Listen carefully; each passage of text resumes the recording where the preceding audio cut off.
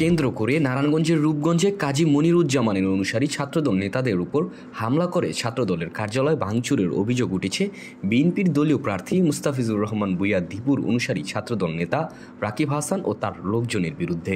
এ সময় তারা সশস্ত্র হামলা চালিয়ে জিয়া পরিবারের ছবি ও আসবাবপত্র ভাঙচুর করেছে বলে অভিযোগ পাওয়া গেছে। হামলায় কাজী মনির অনুসারী ছাত্রদলের ৮ নেতাকর্মী আহত হয়েছেন।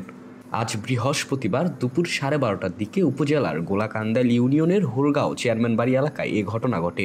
প্রত্যক্ষদর্শী ও স্থানীয় সূত্রে জানা গেছে, দীর্ঘদিন ধরেই এলাকার প্রভাব বিস্তার এবং এলাকার আধিপত্যকে কেন্দ্র করে রূপগঞ্জ উপজেলার গোলাকান্দাইল ইউনিয়ন ৮ নং ওয়ার্ড ছাত্রদল নেতা সাজ্জাদ মাওলা বিন মিজান সহ তার লোকজনের সঙ্গে অপর ছাত্রদল নেতা রাকিব হাসান সহ তার লোকজনের বিরোধ চলে আসছিল।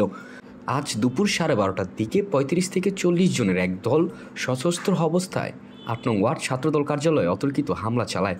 এ সময় দুই পক্ষের মধ্যে তর্ক বিতর্ক ও সংঘর্ষের ঘটনা ঘটে। এ সময় পুরো এলাকায় জনমনে আতঙ্ক ছড়িয়ে পড়ে। সংঘর্ষে অন্তত ৮ জন আহত হয়েছেন। খবর পেয়ে ঘটনাস্থলে পুলিশ এসে পরিস্থিতি নিয়ন্ত্রণে আনেন। এ সময় পুলিশের সামনেই বিচার চেয়ে হামলাকারীদের বিরুদ্ধে হামলার শিকার নেতাকর্মীরা বিভিন্ন ধরনের স্লোগান দেন। উজ্জীবিত বাংলাদেশ, নারায়ণগঞ্জ।